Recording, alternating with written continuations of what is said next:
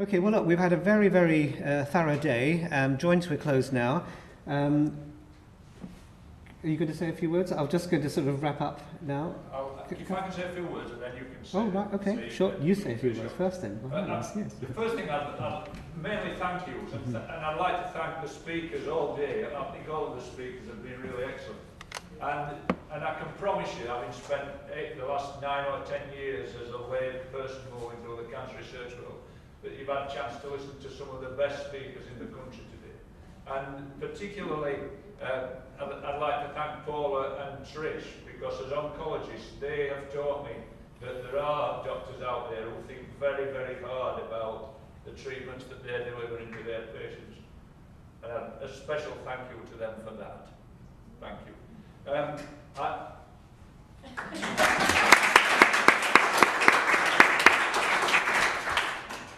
Chris Moore, a physics teacher and a physicist, not just a physics teacher. Thank you, Chris, as well. The other thing I'd like to thank are the members of the Consumer Research Panel. Some of them are still working behind the scenes, tidying up and fending and improving. But there's one lady who again a special thank you for, and she's sitting in the back corner. And I've been trying for the last 5 conferences to get Jackie to stand on the stage and tell us, but she never will. One day she will, and you'll get some massive messages from her, because she does some fantastic work behind the scenes. But she's put this conference together. She's the reason that you're sitting in those chairs. And I'd like to say a thank you to Jackie for the work that she's done.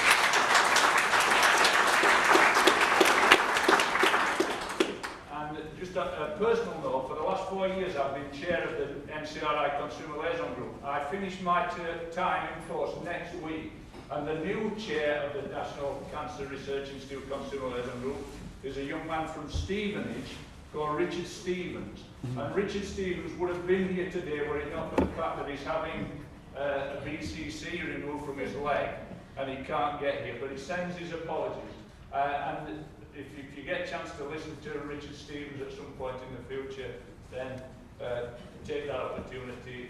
I look forward to moving on the work of the Consumer Liaison Group. So thank you for everybody. Sam.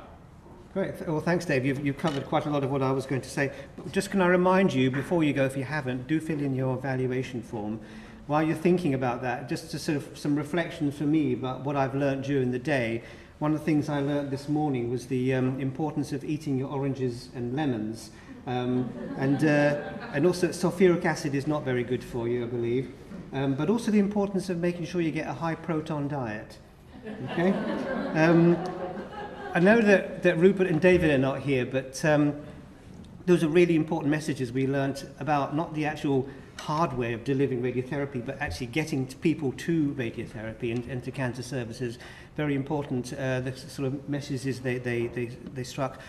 I would like to say to them, if they were here though, is that it's not just a question of the sat-nav time of getting from your home to the radiotherapy centre, it's also the actual parking time as well, and finding a parking space, and I'd like them to put that also into their equations as well.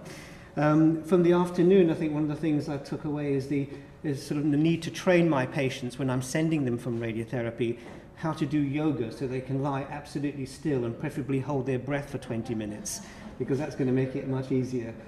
Interestingly, just up the road from where you are at the Christie, at the Mayo Medical School in Manchester, they've got a reputation there, a team of doctors of doing research on a particular kind of subject in CT scanners. They're actually scanning Egyptian mummies. And I suppose they have a much easier time. They don't actually move around so much when they're in the scanner. And then finally, of course, one very important message is you've heard today lots of different trials being mentioned.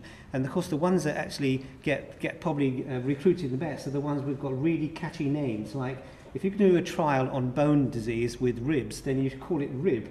And I don't know how that one's doing, but clearly there's a multiplicity of trials. I hope we've given you an insight today into the sort of cutting edge research that's going on at the physics end, but also at the delivery of radiotherapy end. And we've got, as David said, we've got superb examples here of scientists who are leading that work, and also clinicians who are actually working with patients as well.